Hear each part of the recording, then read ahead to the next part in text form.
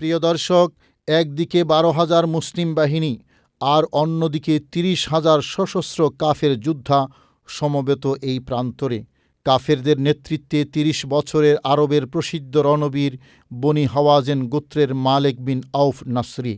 সেই মালিক বিন আউফ নাসরি ইসলামকে নিশ্চিহ্ন করার জন্য তৎকালীন আরবের যুদ্ধবাজ হিসেবে পরিচিত হাওয়াজেন ও সাকিব গোত্র এবং তাদের সাথে একাত্মতা পোষণকারী বিভিন্ন গোত্রের সাহসী ৩০,০০০ তরুণকে একত্রিত করে।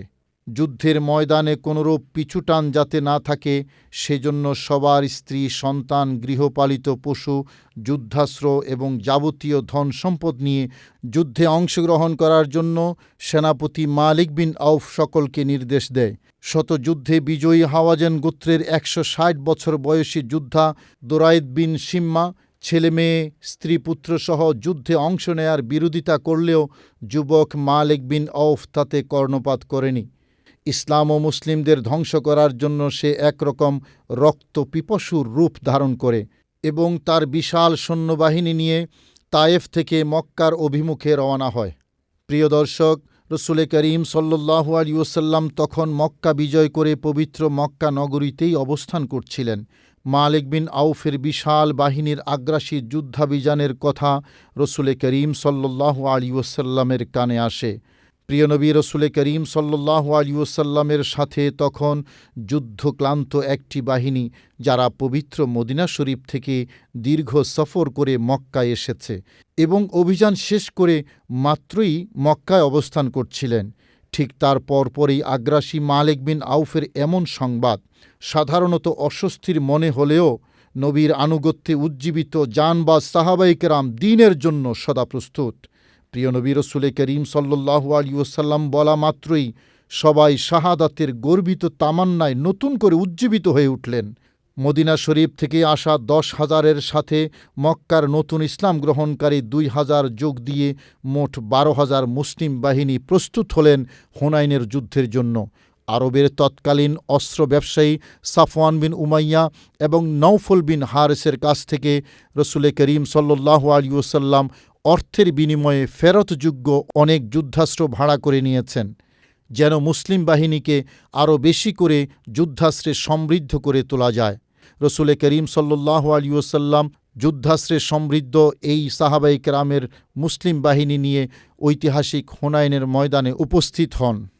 প্রিয় দর্শক, মালিক বিন আউফ যুদ্ধে কাফের সৈন্যবাহিনীকে ২ ভাগে বিভক্ত করে। এক ভাগ হুনাইনের উপত্যকার পার্শ্ববর্তী পাহাড়ের গুহায় আত্মগোপন করে থাকবে, আর বাকিরা পাহাড়ের বিপরীতে সমতল ভূমিতে অবস্থান করবে। যুদ্ধবাজ আগ্রাসী মালিক বিন আউফ পরিকল্পনা করেছে, মুসলিম বাহিনী হুনাইনের প্রান্তরে আসা মাত্রই পাহাড়ি সৈন্যরা একসাথে ৪ দিক থেকে তীর এবং পাথর নিক্ষেপ করবে এবং একই সাথে সমতল ভূমি দিয়ে তলোয়ারবাহী সৈন্যরা আক্রমণ করে মুসলিম বাহিনীকে সমূলে বিনাশ করে দেবে। কিন্তু রাখে আল্লাহ, মারে কে? ইসলামের বিজয় শুধু বাহ্যিক শক্তি দিয়ে নয়, বরং মহান আল্লাহর দয়া ও সাহায্যে হয়, তা তো আর কাফের বাহিনীর জানা নেই। সাহাবিগণকে হুনাইনের ময়দানে নিয়ে এসে রসুল করিম সাল্লাল্লাহু আলাইহি ওয়াসাল্লাম কয়েকটি ভাগে ভাগ করলেন। প্রথম ভাগের নেতৃত্ব দিলেন হজরত খালিদ বিন ওয়ালিদ রাদিয়াল্লাহু তাআলা আনহুকে। অন্যান্য ভাগগুলোর মধ্যে কোনোটার নেতৃত্বে হজরত আলী রাদিয়াল্লাহু তাআলা আনহু, কোনোটার নেতৃত্ব হজরত জুবাইর ইবনে আওয়াম রাদিয়াল্লাহু তাআলা আনহুর কাছে। প্রিয় দর্শক, প্রতিপক্ষের ৩০,০০০-এর সামনে ১২,০০০ অনেক কম হলেও হুনাইনের যুদ্ধের পূর্বে সংঘটিত আর কোনো যুদ্ধে মুসলিম বাহিনীতে এত অধিক সংখ্যক সৈন্যবাহিনী ছিল না। তাই মুসলিম বাহিনীর কেউ কেউ সংখ্যাধিক্যের উপর নির্ভরশীল হয়ে বলতে লাগলেন, আজ আমরা কম নই, সুতরাং আমাদের বিজয় সুনিশ্চিত। প্রিয় দর্শক, আসলে বিজয় মহান আল্লাহর হাতে। তুমুল যুদ্ধ শুরু হলো। পরিকল্পনা মাফিক কাফের বাহিনী চতুর্দিক থেকে প্রচণ্ড বেগে আক্রমণ শুরু করল। এক পর্যায়ে মুসলিম শিবিরে কিছুটা বিপর্যয় নেমে আসে। কাফেররা প্রিয় নবী রসুল করিম সাল্লাল্লাহু আলাইহি ওয়াসাল্লামকে ঘিরে ফেলে। প্রিয় নবী রসুল করিম সাল্লাল্লাহু আলাইহি ওয়াসাল্লামের সাথে তখন মাত্র ১০ থেকে ১২ জন সাহাবী, বাকিরা বিক্ষিপ্ত হয়ে গিয়েছে চারদিকে। ঠিক তখনই প্রিয় নবী রসুল করিম সাল্লাল্লাহু আলাইহি ওয়াসাল্লামের অনন্য সাহসিকতা দেখে এই হুনাইনের প্রান্তর।